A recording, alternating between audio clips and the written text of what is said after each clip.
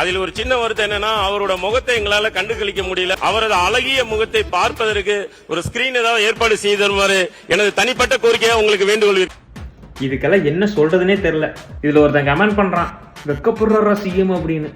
CM மட்டுமே வெக்கப்படுறாரு, தமிழ்நாடு நீ வெக்கப்பட்டுதான் ஆகும் போல. 8 கோடி தமிழ் மக்களோட குறைகளை, 8 கோடி தமிழ் மக்களை வளர்த்துறதுக்கு, அடுத்த ஸ்டேஜுக்கு போறதுக்கு என்ன பிரச்சனை இருக்குன்னு தீர்க்க வேண்டிய இடத்துல உட்காந்துட்டு எங்க தளபதி மூஞ்சி தெரியல, சிரிக்கிற அழகை எங்களால பார்க்க முடியலன்னு சொல்லி ஒரு எம்எல்ஏ பேசுறாரு. இங்க ஆக்கப்பூர்வமான பேசக்கூடிய எம்எல்ஏக்கள் நிறைய பேர் இருக்காங்க, அவங்களுக்கெல்லாம் பேசுறதுக்கே டைம் கிடைக்க மாட்டேங்குது. இவர் பேசுறாரு, என்ன பேசுறாருன்னு பாருங்க. சினிமா தியேட்டர் நினைச்சுக்கிட்டு இருக்காரு, எங்க தளபதி மூஞ்சி தெரியல, கொஞ்சம் ஸ்கிரீன் வச்சு பாருங்க அப்படின்னு. அவர் தொகுதி மக்களோட நிலைமை நினைச்சு பாருங்க என்ன நடந்திருக்கும்.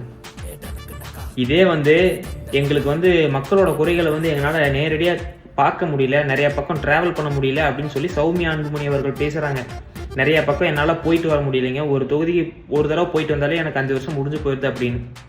அதற்கு எதனா ஈஸியா பார்க்குற மாதிரி ஒரு வாட்ஸ்அப் குரூப்போ, இன்ஸ்டா குரூப்போ, இல்லை குறைகளை கண்டறிகிற மாதிரி வேற எதனா நவீனமா எதனா ஒரு ஸ்கிரீன் வச்சு பார்க்கணும் அப்படின்னா அது மக்களுக்கான ஆட்சி.